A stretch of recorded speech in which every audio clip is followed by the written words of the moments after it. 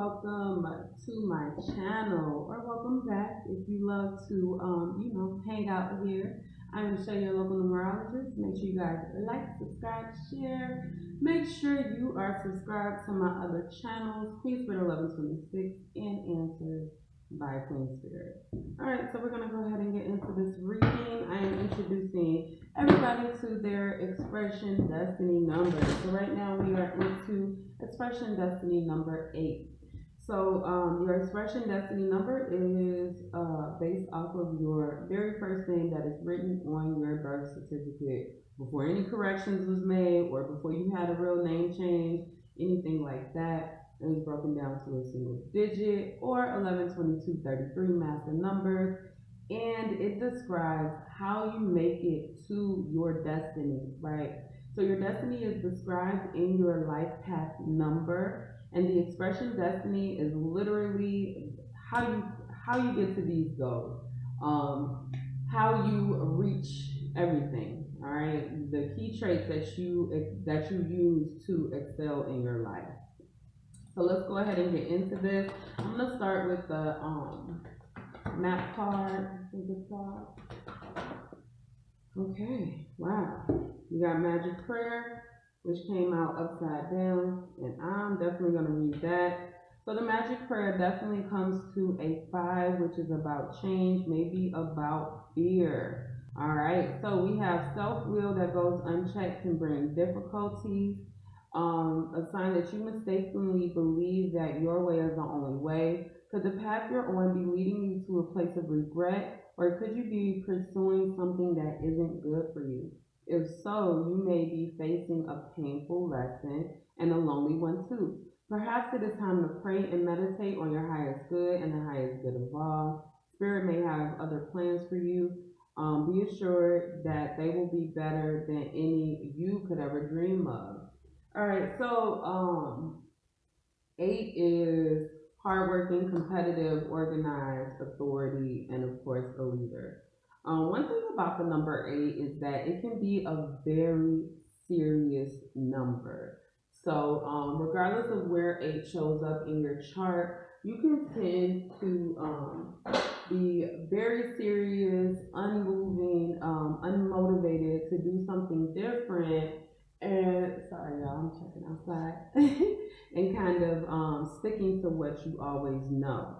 All right, so a couple things: the more you know, the more you grow. And also, just because you've always done something a certain way doesn't mean you should always do it that way. And just because you've never done it this way doesn't mean you shouldn't try it. So I'm getting right now to kind of open your mind to the possibilities. So I get right now that some of you may be facing a tower situation in your life, or you may have faced many tower situations dealing with people that you love and care about. One thing that's important to note when you have 8 in your chart, that you have to go out of your way to make sure people know that you love them. And it might be obvious to you that you love somebody, but a lot of times it's not obvious to them. So make sure you show your support for the people around you. As somebody who has 8 in their chart, I'm just telling you. I am just telling you. So we got the Queen of Swords, and then we also have the Empress, which is coming out as a 3. So we have a 3 and a 5 here, honey. That is 8. That is you. Okay. So this is coming back to exactly what I was just saying, expressing love and showing love, because it's pretty much the only way to build personal relationships, which are required for us to get through life at our happiest.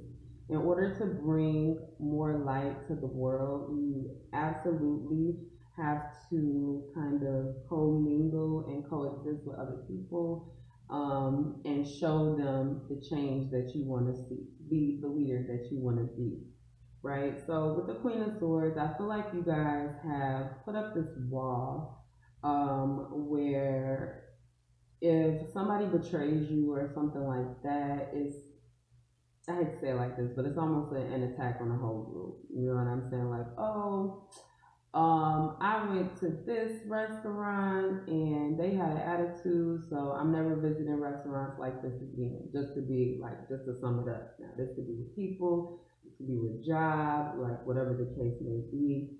But there's definitely a closed-minded impression that you give. The Empress is a card that's all about fertility. It's a very motivating card, right? We have three, the number of communication, but three is also the number of relationship, which eights struggle with. I do not care. Life path, generation, attitude, talent, spiritual number. When eight shows up in your chart, you're going to have an issue with personal relationships because that's not how your brain works. That's not how your mind perceives things. Let me put this relationship first. But I promise you, even if it's working on one relationship at a time, it will benefit you. So this fertility and everything is in building those personal relationships. One thing about the Queen of Swords is that she can be really upset. You see as this in the bottom, how that cup is in a cage. That's her heart. That's her love. It's in a cage, right?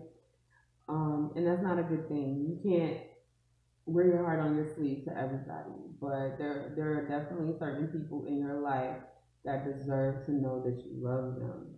Yeah, I don't know why, but this has been a big thing lately.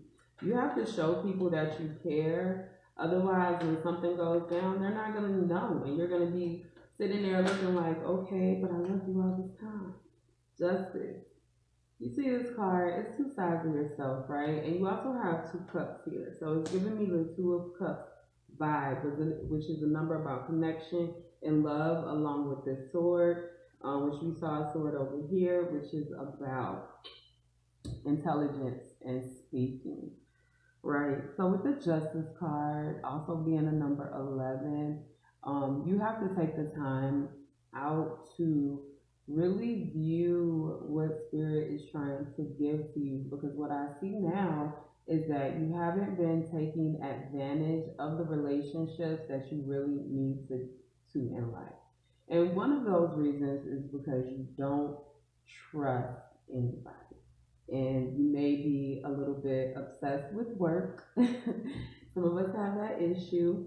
But you really need to take time out, like I said, to kind of cultivate these relationships.